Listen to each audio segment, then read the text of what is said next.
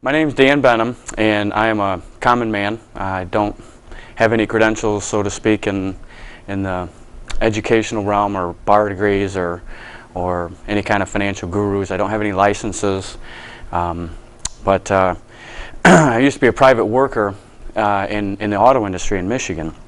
And at one point back in 1997, late 97, a gentleman came up and challenged the very nature of the banking system, which is what at the point in time I was doing at that time, was actually having authoritative signature power for roughly 40 to 45 different lending institutions to be able to enter contracts via the bank to the customers that came through the car dealership.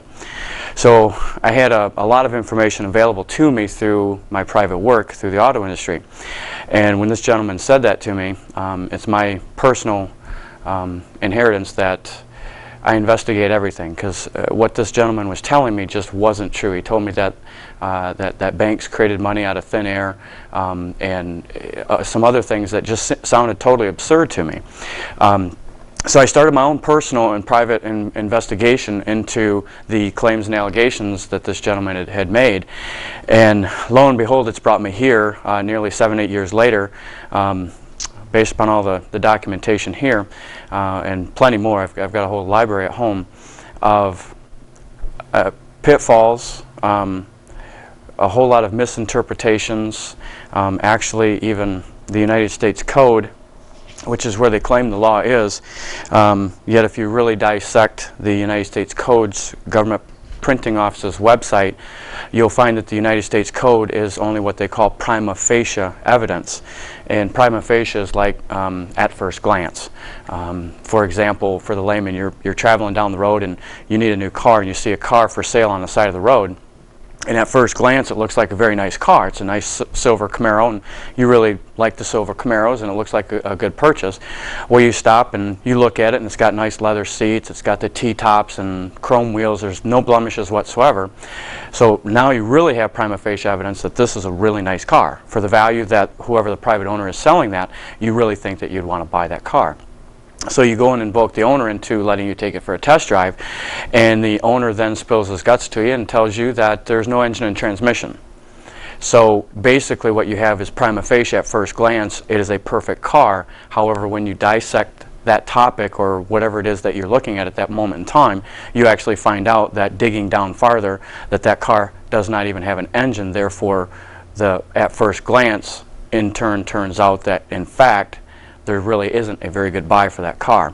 And that's actually where all this information has brought me to, which has actually brought me back to the original intent of Congress, which becomes extremely, extremely relevant, especially when somebody is invoking any kind of judicial actions back and forth. If you're entertained by going to the judiciary because of allegations or presumptions against you, or if you invoke the court because of an allegation against somebody else, you would go into the judiciary. And 9 times out of 10, what happens is people will go to the code rules, or what's known as the United States Code, speaking specifically for federal issues here. State issues are obviously going to be under state code, but again under the United States Code, if one just does a simple search at the government printing office, you're going to find a page that's called the United States Code About. In other words, what is the United States Code about?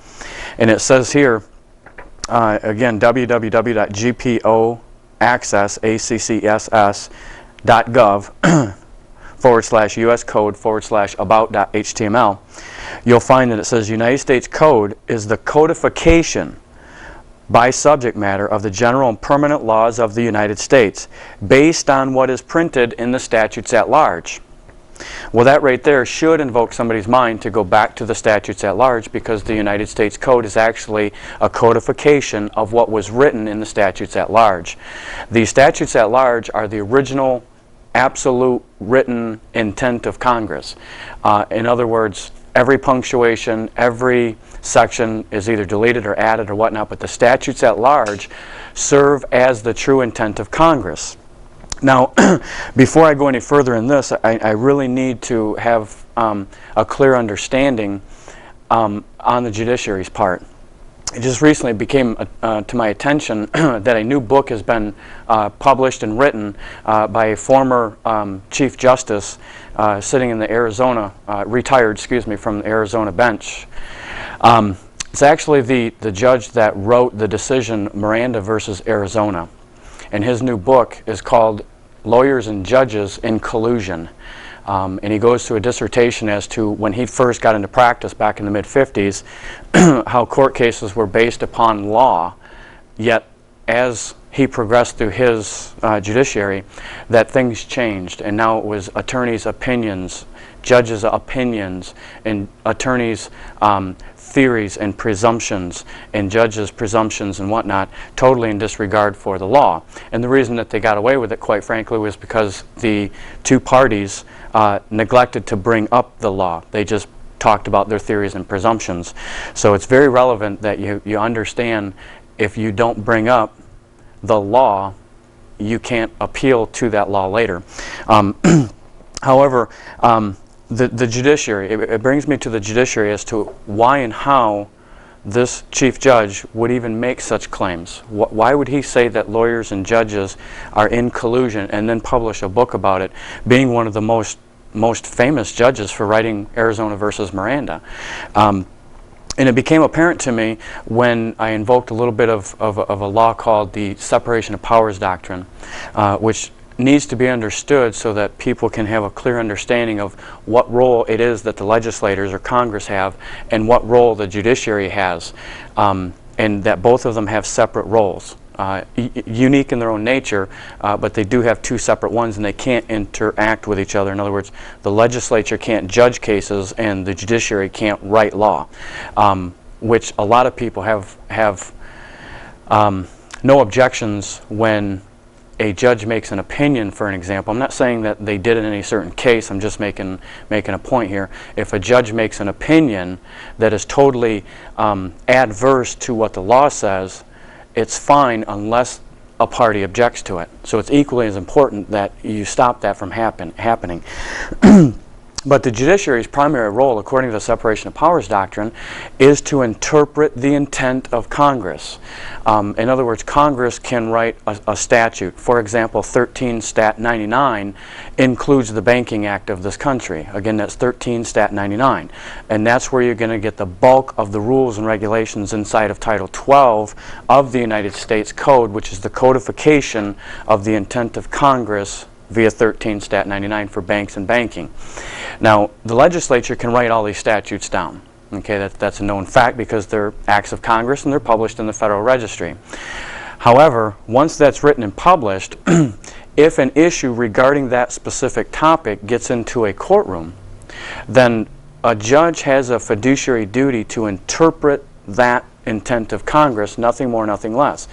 In other words, a judge has no authority to say what he thinks the law should have been or what he believes it should be. The only power that judge has is to state what the intent of the Congress was. That's all he can do. And it's very important that people understand that very concept, because if a judge starts to claim that he's going to make his own laws in his own court, well, then obviously that brings a bell for a voided contract or a voided judgment, or just plain and simple lack of jurisdiction, because he didn't have any jurisdiction that was properly delegated by his fiduciary duty to interpret the intent of Congress. Now, equally important is the legislature writes a law, and that law gets put out there. However, it hasn't been confirmed yet, and this is, to me, what the beauty of our founders did when setting up the separation of powers and the different agencies within the government, is the Congress can put their intent on paper and post it in the Federal Registry, but it's not until the judiciary confirms that intent as either constitutional or unconstitutional that it becomes effective to most of the general public. The Congress writes 13 Stat 99. If someone were to go into court and present a issue or a topic regarding that intent of Congress, then it's the justices or the judiciary's duty to look at that intent of Congress and make sure that it is in line with what the Constitution, which is their duty and obligation, they have a duty to that Constitution, is to make sure that it's constitutionally sound or not. And when they get done making that decision actually confirms the statute. So that's where the United States Code comes from. However, there's certain problems with it. The biggest problem is the bulk of the statutes at large are not available easily to the general public. You can find certain statutes online, but for the rest you have to go down to the law library. Then you have to know what you're looking for, why you're looking for it, and they've made it a compiled mess, honestly. It takes a long time for somebody, a layman, to go into a law library and say, I want to find out where Title 12 came from. It would take you the better part of a day, not knowing what you're doing, to go into the law library and find out what the intent of Congress is. But getting back to the code here, what the code is, if you go to gpoaccess.gov/US Code, you're going to see all 50 titles of the United States Code. And the United States Code is branched off again into 50 different sections, Title 12 being banks and banking. Now, but before we get into any of the statutes, I'd like to cover what the United States Government Printing Office talks about when they say, what is the United States Code? It goes on this same website further by saying the United States Code on the Government Printing Office Access is the official version of the code. However, 2 unofficial editions are available. These are the USCA, which is the United States Code Annotated, and the USCS, which is the United States Code Service. The USCA and the USCS contain everything that is printed in the official U.S. Code, but also include annotations to case law relevant to the particular statute. 2 things come to my mind when I read that. Number one is that the United States Code Annotated is a slightly modified or different, or for some reason they had to print 2 separate books, one being the annotated version and one not being the annotated version. And particular interest would draw up on the United States Code Annotated because it talks about the annotated versions having annotations to case law relevant not to the code, but again to that statute. So it says, again, relevant to the statute. However, for the layman, you can't go online and get the United States Code Annotated. Once again, you have to visit your local law library, know what you're doing, know what you're looking for, and then go find out what the true intent of the Congress was, and then get the case law relevant to the statute, which, by my understanding, is known as a case holding. Not just a court case, it's just a simple court case holding. There's tons of information in court cases. You go to Fine Law or Cornell Law, you can find court cases all the time. However, what I've found is that the ones inside the annotated version, you're not really going to see them online, number one. But number two, those court cases happen to be the confirming statute. Confirmation of statute, as I was saying earlier, the legislature writes a law, but the judiciary has to confirm it as being constitutional or not. And it's only in this annotated version that you're going to find those case holdings, which is again where the layman has a very, very limited access to it unless they understand how the law library works and so on. Now, one thing that really strikes me as offensive when I was going through doing this research is it says right here, note, of the 50 titles, only 23 have been enacted into positive law. These titles are 1, 3, 4, 5, 9, 10, 11, 13, 14, 17, 18, 23, 28, 31, 32, 35, 36, 37, 8, 9, jumps to 44 and 46. What bothers me right there is Title 12 is banks and banking, and it's not on there. In other words, what the Government Printing Office is saying is that Title 12 of the United States Code has not been enacted in a positive law. Well, what is positive law? Positive law, according to the uscode.house.gov, Codification of a positive law. This is the website for the United States House of Representatives, but I went into their official Office of the Law Revision Council. What is positive law codification? It says positive law codification is the process of preparing and enacting one title at a time, a revision and restatement of the general and permanent laws of the United States. Well, now we've got a general law and a permanent law. Why would they say the two? I mean, I thought law was law. What is a general law? What is a permanent law? Why would they even have to say there's two separate kinds of laws now? One's general for the general public and one's permanent for permanent what? It drives me crazy when they say two different things like that, and you have to go and dissect more information. But here, it further goes on to say, because many of the general and permanent laws that are required to be incorporated into the United States Code are inconsistent, redundant, and obsolete, the Office of the Law Revision Council of the House of Representatives has been engaged in a continuing comprehensive project authorized by law to revise and codify for enactment into positive law each title of the code. In other words, to make that real easy for the layman, is the Congress writes a statute and then they hand it off to the Law Revision Council. Is that what they call themselves? Law Revision Council, to reword it and interpretate it and then put it up on the website under the United States Code, and that's held to be what the court is to make an interpretation on. However, right at the very last section here, it strikes me interesting where it says positive law codification bills prepared by the Office of the Law Revision Council do not change the meaning or legal effect of a statute being revised and restated. In other words, what I just read to you can be simply stated, go to the statute, because that's where the real law is anyways.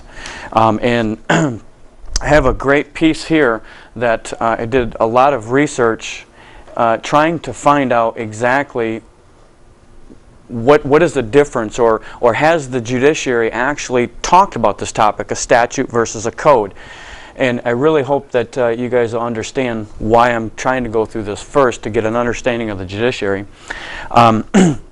Right here it says that the United States Code is not positive law, and that should read some of it's not, because some of it is, some of it's not. It's only prima facie. Again, this goes through 1 U.S.C. Chapter 3, Section 204, which it talks about the United States Code. In other words, what is the United States Code? It says here that the matter set forth in an edition of the Code of Laws of the United States, current at any time, together with the current supplement, if any, establish prima facie laws of the United States. There's that word prima facie again, at first glance. Again, it's a silver car, but we haven't seen the engine and transmission yet. General and permanent in their nature and force in the day of commencement of the session, provided, however, that whenever titles of such code shall have been enacted into positive law, the text thereof shall be legal evidence of the laws. Well, now we have a difference between legal evidence and prima facie evidence. What's the difference between legal evidence and prima facie evidence? That would be the next thing that I would talk about. I would investigate. Positive law. Law actually and specifically enacted or adopted by proper authority for the government of an organized jural society. Prima facie is at first sight, on the first appearance, on the face of it, so far as can be judged, presumably, a fact presumed to be true unless disproved by some other evidence to the contrary. Both those definitions come from Black's Law Dictionary. Black's Law Dictionary becomes extremely relevant because this is a legal topic. It could wind up in court. If you bring an encyclopedia or Webster's Dictionary into court, you're using the wrong dictionary, because the judicial system uses what's known as Black's Law Dictionary. And there is a very large difference in a lot of the words. One of the words, for a little bit of humor, if anyone can grab a Black's Law Dictionary and go to the word rectum, R-E-C-T-U-M. Most people know what a rectum is, because most of you feel and believe that you actually sit on one every day. But in Black's Law Dictionary, it actually means an accusation or a trial. That's kind of very different. So if you hear that word in court, it doesn't mean what you're sitting on. It means an accusation. So you really have to watch the words. Now, I wanted to make very clear and positive sure that what I was just reading isn't just a figment of my imagination. So I went to some court cases and found several court cases about what is the United States Code versus the statutes at large. And the reason that I really want to drive this point home is twofold. Number one, I've spoken with many different lawyers, a couple of judges, and hundreds of bankers, literally hundreds of bankers, and every one of them keep going back to this United States Code. Well, the code says this, the code says this, the code says that. And I've actually confronted several attorneys, and I've asked them, what about Title 62 of the revised statutes, which is 13 Stat 99, Banks and Banking. And one of them actually looked at me and said, there's only 50. Where do you get 62? There is no Title 62. Well, he's right and wrong. He's right because there is only 50 titles in the United States Code, but there are several hundred titles in the statutes at large. So it depends on which one you're talking about. So let's find out for sure what the courts have already decided about the statutes. Official source for the United States laws is the statutes at large, and the United States Code is only prima facie evidence of such laws. That's Royers Inc. versus United States, and that was a case holding in 1959. Well, that's pretty clear and convincing. Here's a second case. It says statutes at large are legal evidence of laws contained therein and are accepted as proof of those laws in any court of the United States. Any court can use them. Interesting. Well, I didn't want to stop there because there's millions of court cases out there. I wanted to see exactly which court cases have relevance and which ones don't. I want to make sure that every district, every state has the same rules. It further goes on to say, unless Congress affirmatively enacts title of United States Code into law, the title is only prima facie evidence of the law. Preston versus Heckler, that's a 1984 case. 1987 was prior to. So these are not court cases that go back into the 1800s. These are very relevant, very current case laws. And that one's in Alaska. Here, where title has not been enacted into positive law, title is only prima facie or rebuttable evidence of the law, and if construction is necessary, recourse may be had to the original statutes themselves. And that's United States versus Zuger, again, 1984 court case. And keep that up at the top so you can write down that one. Even codification in a positive law will not give code precedence where there is a conflict between the codification and the statutes at large. In other words, that confirms what we just read here was on the Law Revision Council talking about the code. It says positive law codification bills prepared by the office do not change the meaning or legal effect of the statute, which actually is what this court here, Warner versus Golta 34, Stephan versus United States 43, United States versus Weldon 64, again Stephan versus US 43, the Motor Vessel Bearing Explorer 1974. They're all saying the same thing. Although United States Code establishes prima facie what laws of the United States are, to the extent that provisions of the United States Code are inconsistent with the statutes at large will prevail. I hope I'm building a little bit of an understanding that the statute is where we need to be. If a code, no matter what it says, it must be examined with and next to, lay down the statute and lay down the code. If they both say the same thing, then that's exactly what the intent of Congress is. However, if there is a difference in the code and the statute, what I would do based on what I'm reading is I would throw the code away and look just at the statute, because that's actually what these guys are all saying. Where there's a conflict between codification, which is the codifiers, here, the United States Code, again, the codifiers, where there's a conflict between codification and statutes at large must prevail. Here's another court case. This is out of 61, and it was another one in 75. Okay?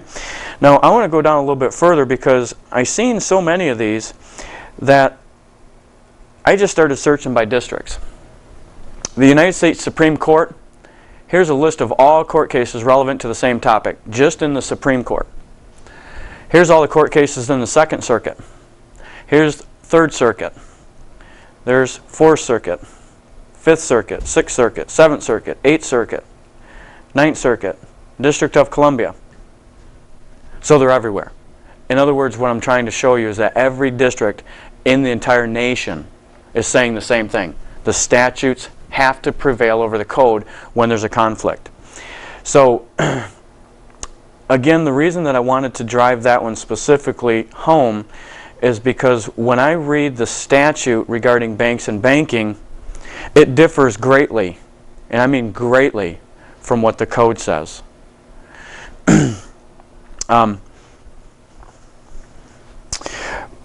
My next little adventure took me into, okay, now I understand the legislature and I understand the judiciary, but now I have to understand the banks.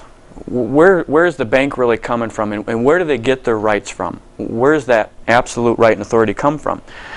So I started out by getting some what are known as Federal Reserve Bank publications. The Chicago Federal Reserve Bank has one that I found some interesting information on. It's called Points of Interest, and it's at the Federal Reserve Bank of Chicago. It's a publication. Anyone can have access to it. It says here on page 6, paragraph 7 through 10, banks and deposit creation. Because I really had a hard time understanding where did these banks get their authority. It couldn't have been from the code. It has to be from the statute.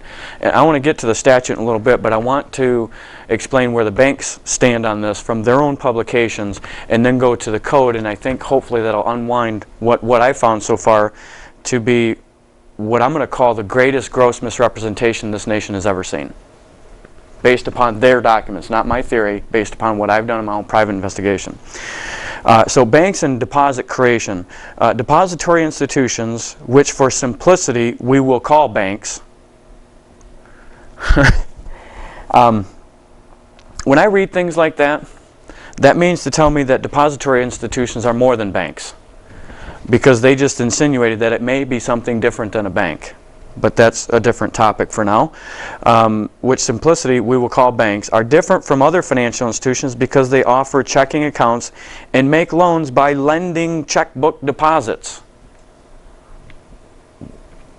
I thought they were lending money. I mean, that's what they even had me telling people.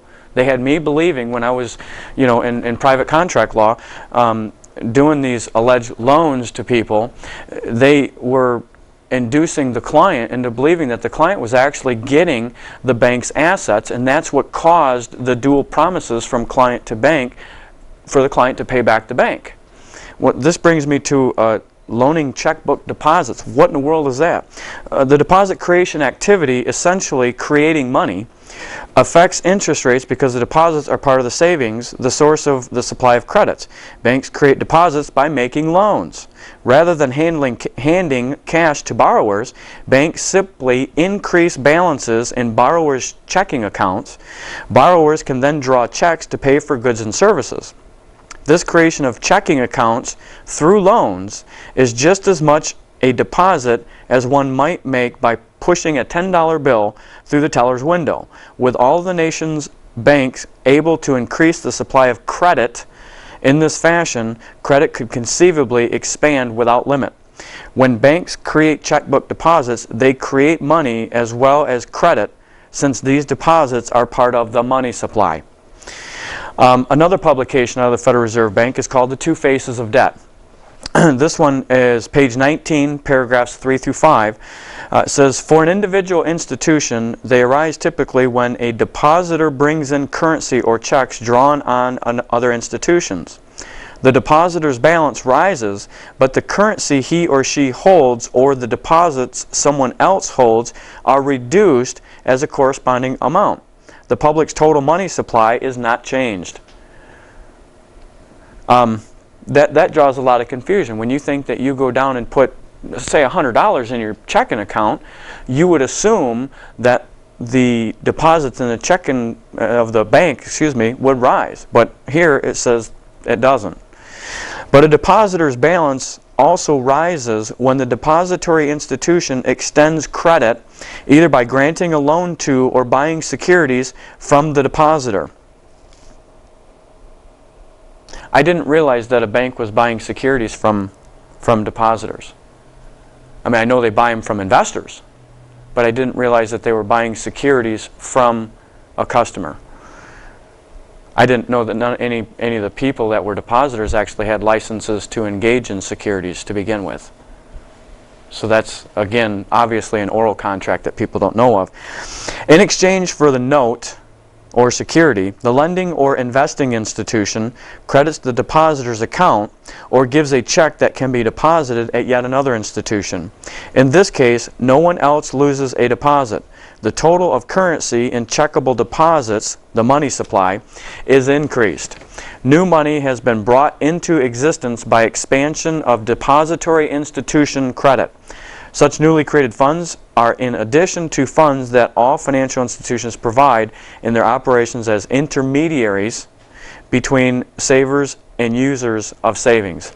It defined the bank as an intermediary. An intermediary is a third party, like a broker or a dealer. Okay, but individual depository institutions cannot expand credit and create deposits without limit.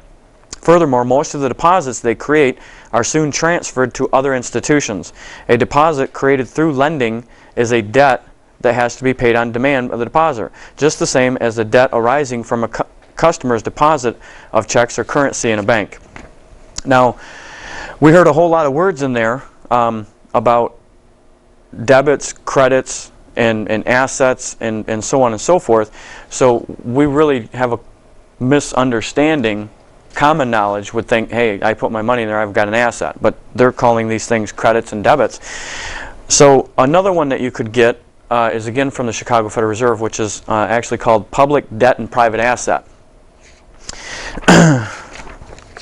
And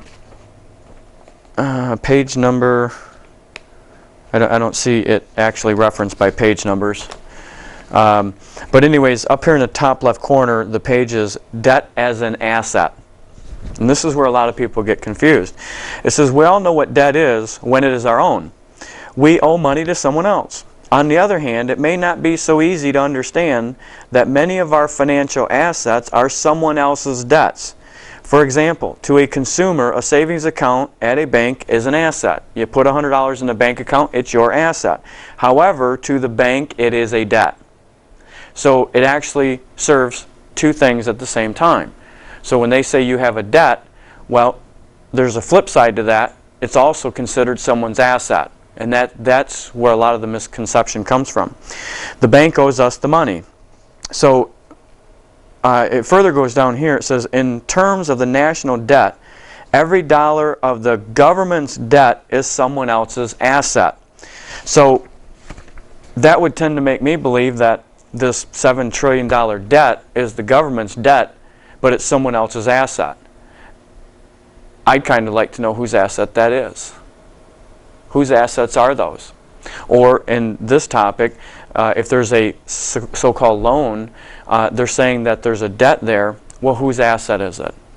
And the reason that I bring that up is several more of these court cases regarding what the banks can and can't do and where their fiduciary powers come from. I'm gonna speak about one court case first because I think it's extremely relevant that people have a clear understanding of who the bank really is, and that's one of the big questions that I need to get answered myself. Is who is the bank? Because with that question of who is the bank is where everything lies. I mean, who is going to explain who has standing? Who is going to explain who can grant the court jurisdiction? Because jurisdiction can't just be there automatically. The two parties in the action actually give the court jurisdiction based upon the subject matter. That's why they call it subject matter jurisdiction or in personam jurisdiction. So this first court case, when I had found this, I was absolutely shocked at what I read.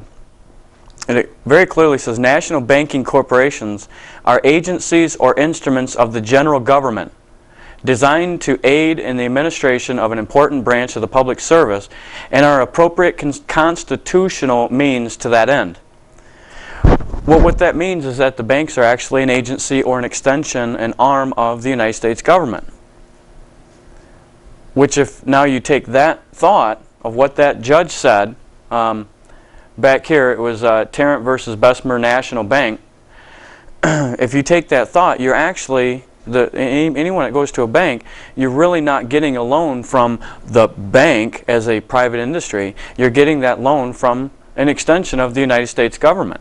You're actually going to the government and asking them for money. So, but I wanted to go to the nature of why a judge would say that. And is it true? I just can't possibly fathom that a bank is actually an agency or an agent, and there is a difference there, to the general government. I mean, I can be an agent for anyone I want to as long as there's a contract there. But for me to be an agency, I would actually have to be inside their corporate charter somewhere. Okay? So the very existence of them saying that they're an agency or instrument to the general government proves two different things. First of all, it proves that the government has an agency in which they deal banking with, number one. And number two, it actually says that the banking got its rights from the government. If it's an agent from the government, its duties and responsibilities have to be by that United States law, because that's where they're saying that they got the power from. Now, that drew me to a lot of investigation into that can't be true. I can't believe that a bank is an agent to the government. So I knew a little bit about FOIA laws, which is the Freedom of Information Act, which allows people to go and get general public information from whatever governmental agency is holding that document that you're looking for. And what I did is I asked for the Treasury delegation order for a certain institution. In this case, it was Fifth Third Bank, formerly Old Kent Bank. I asked them for any documents from the Treasury that would show that Fifth Third is an agent of the United States government. And they sent back this right here. And this is from the Federal Reserve Bank, St. Louis, between financial institution and Department of the Treasury regarding the Treasury's general accounting system, Fifth Third Bank. I'm just going to read from 1 and 2 here. It says, pursuant to Section 265 of Title 12 United States Code and other authorities, such as 12 U.S.C. 90, 266, and I'll try to, where's my little gizmo here so you can see all of this, and 12 U.S.C.